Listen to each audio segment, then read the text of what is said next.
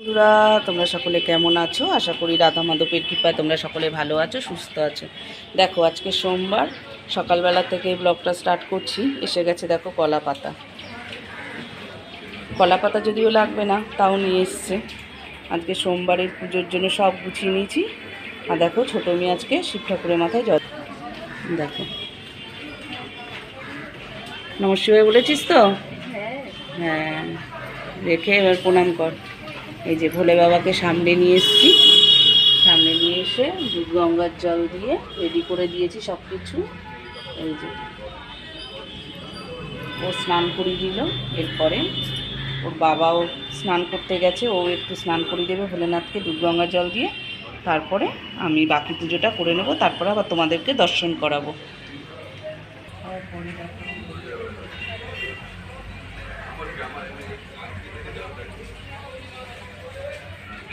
আর এদিকে আমি নিয়ে নিয়েছি ফলগুলো সব জলের মধ্যে তুলে দিয়ে রেখেছি। এবার ধুয়ে সব ফলগুলোকে রেডি করে নেব, নিয়ে তারপরে আবার ভোগ লাগাবো, তারপরে আবার তোমাদেরকে দর্শন করাবো।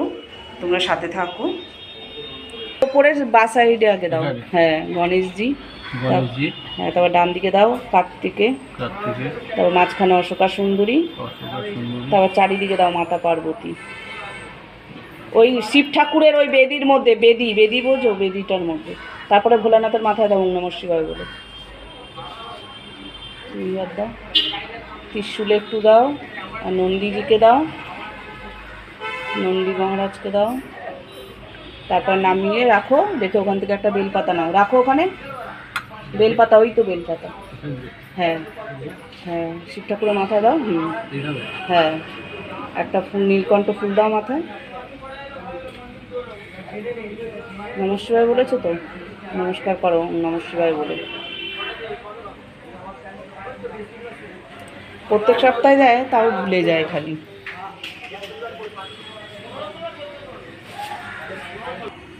ফল রেডি হয়ে গেছে, চলো এবার নিয়ে চলে যাই ঠাকুর ঘরে।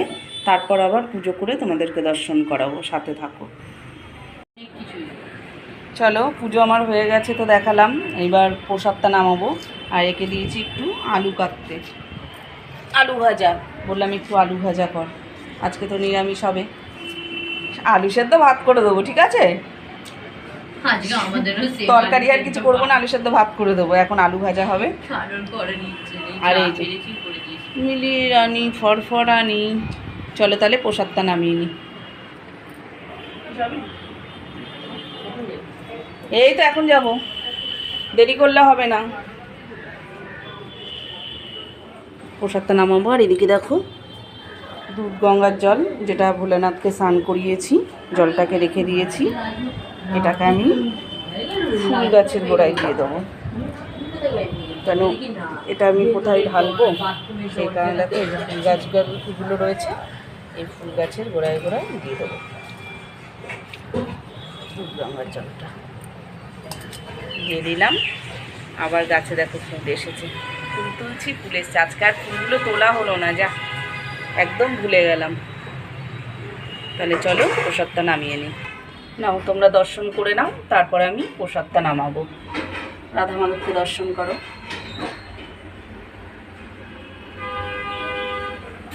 এই যে আজকে গিরিশোনাকে একটা হলুদ রঙের জামা পরিয়েছি। আর এই যে মহাদেব ভোলানাথ পুজো করে নিয়েছি।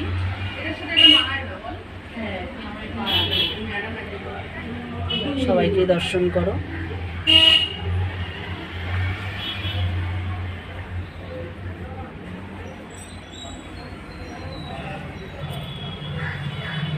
ভোগ দর্শন করো। তাহলে চলো প্রসাদটা নামিয়ে নিই। সোমবারে উপোস করেছি, দেখো তোমাদের তো বললাম যে প্রসাদ নামাচ্ছি। দেখো কি সুন্দর ছোট্ট একটা কলা পাতার মধ্যে আমি প্রসাদ নিয়ে নিয়েছি।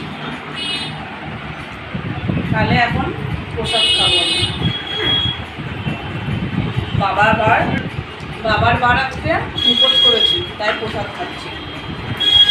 চলে এলাম দেখো একদম রাত্রিবেলা আজকে হবে। এই যে গোল গোল করে রেখে দিয়েছি, লেচি কেটে লুচি হবে। এদিকে চাকি, বেলনি, থালা সমস্ত কিছু নিয়ে নিয়েছি। রাত্রির বেলা ওরা খাবে লুচি আর সাদা আলুর তরকারি।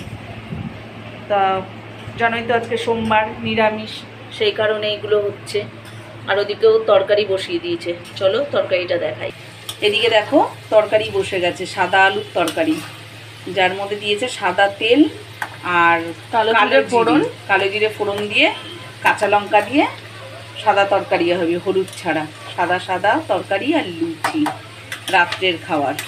ও তরকারিটা বানাচ্ছে আর আমি এদিকে বললাম যে কড়াই বসিয়ে দে, আমি লুচিগুলোকে বেলে দিচ্ছি। তাহলে চলো লুচিগুলো ওকে বেলে দিই, ও গরম গরম ভেজে নেবে। আজকে তো আমার উপোস, আমি তো খাবো না, ওরা খাবে। বললো আর সেদ্ধ ভাত আর খেতে ইচ্ছা করছে না, একটু লুচি তরকারি খাবো। না না না, ময়দা খায় না, তা ওর জন্য ওরা খেয়ে লুচি তরকারি খাবে বলে আমি বললাম তাহলে তুই বানা, আমি হাতাহাতি করে দিচ্ছি। তাহলে চলো রাতে সাদা আলুর চচ্চড়ি আর লুচি। তাহলে ভিডিওটা আজকে আমি এখানেই শেষ করছি। তোমরা সবাই ভালো থেকো, সুস্থ থেকো। আর কে কে সাদা আলুর তরকারি আর ফুলকো ফুলকো লুচি খেতে ভালোবাসো আমাকে কমেন্ট করে জানিও। সবাই ভালো থেকো, সুস্থ থেকো। আর ভিডিওটা ভালো লাগলে একটা লাইক করে দিও।